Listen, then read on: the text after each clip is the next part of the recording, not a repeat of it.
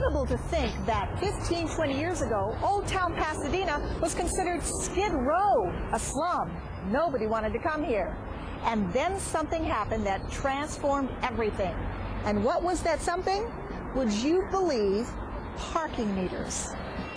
Looking at Old Town Pasadena today, it's hard to imagine it was once what some people called just dirty old buildings. The decline started in the Depression and continued through the 1970s. Then, when ugly black buildings started going up, citizens revolted and decided to revive their historic downtown. But where do you start? UCLA professor Donald Shoup is a foremost expert on the science of parking, and believe me, it's a science. He's charted the dramatic changes in Old Town Pasadena. In the 70s, what was it like?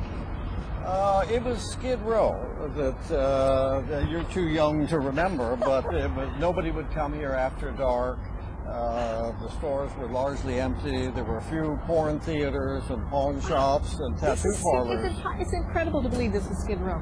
And one of the keys to success is something that most people would not even think about: parking meters. That's right. There were no parking meters until 1992. People complained that there was no place to park, although it was the shop owners and the employees of the few shops that parked here and complained that their customers had no place to park. And the city wanted to put in meters, but the merchants were afraid it would chase away the few customers they had. After arguing over meters for 2 years, the city finally made merchants an offer they couldn't refuse.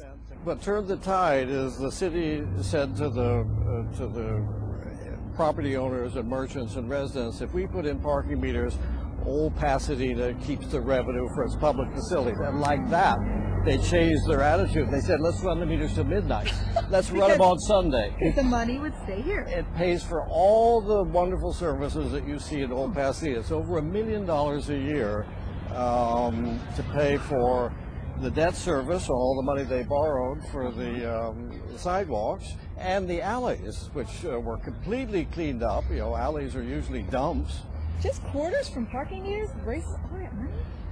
That's right. If you run them until midnight and on Sunday, and all the money that comes in the parking meter comes out the other side and cleans the sidewalk, it makes a huge difference. I mean, the city is doing what only the city can do, is to provide the public services that make it an attractive area. And then the landlords responded by fixing up all their buildings, and merchants came in, and it produces a lot of tax revenue as well.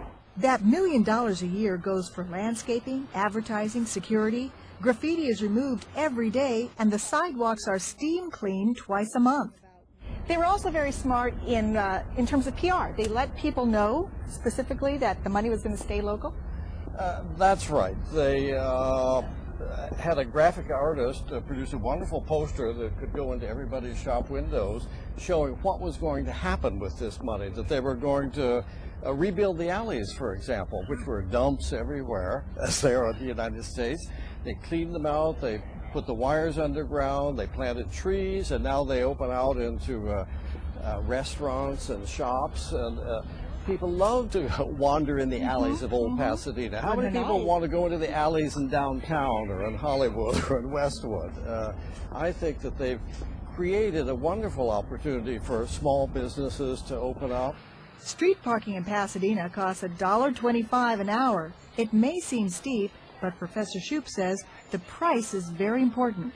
The right price for curb parking is the lowest price you can charge and still have a few vacant spaces. Got it. So you want to make it low enough so that people won't be deterred, That's right, but high enough so that they won't park there all day. That's right. So that whenever you drive along the street, you see maybe 1 out of 8 spaces might be vacant, and nobody can say there's no place to park. Well, except for these days, it's getting so crowded. A lot of people are starting to complain. There's no place to park in Old Pasadena. Well, another good thing they did was to build a couple of off-street parking structures with ground floor retail, and the first 90 minutes is free. So if anybody complains about the price of parking here, they can get 90 minutes of free parking in a parking structure. There are, of course, the downsides, like hunting around for quarters or getting stuck with a ticket. But overall, says Professor Shoup, the benefits far outweigh the inconveniences.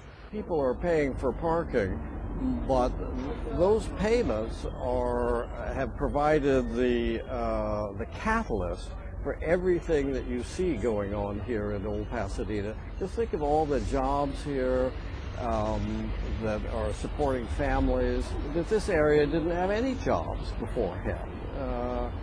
I think that a sensible use of the parking revenue has led people to say, yes, it is a good idea to charge for parking, because all the money will come right back to benefit the people as soon as they get out of their car. As soon as you get out of your car on Colorado Boulevard, you step into a fine public environment. Now, I think that's a lot better than having a place that people will come to only because the parking is free. I think we've made Old Pasadena a place where people want to be, and they're willing to pay to be here. And that's a lot better than having a place with lots of parking that nobody really wants to be there. And now, downtown LA, Westwood, and Eagle Rock are all looking very closely at the parking meter policies that have turned Old Town Pasadena into the city's most lucrative shopping district. One of the advantages of a region like LA is that some cities try out good ideas, and the other cities can just look and say, well, we could do that. Or their citizens could tell their leaders, why don't you do that? And consider this. More real estate is devoted to parking than any other purpose in our cities. More than retail, more than offices, more than government. Well, it's the single biggest land use in any city. I think the surprising thing is that nobody's really looked at it carefully before. In fact, Professor Shoup believes that real estate is so expensive here in California that no parking should be free. But then Americans are spoiled. Americans park free on 99% of all their vehicle trips. It's not my estimate, but by a professor up at UC Davis, is that the annual subsidy for parking in the United States is somewhere between what we spend for Medicare and national defense. But that seems so anti-American not to have free parking or ample parking. We are so spoiled. On the other hand, I think it's very American to charge people for something they use. I don't think we should think of America as the place where people are freeloaders, that they expect something for nothing. Professor Shoup, thank you so much for spending some time with us. Thank you for inviting me.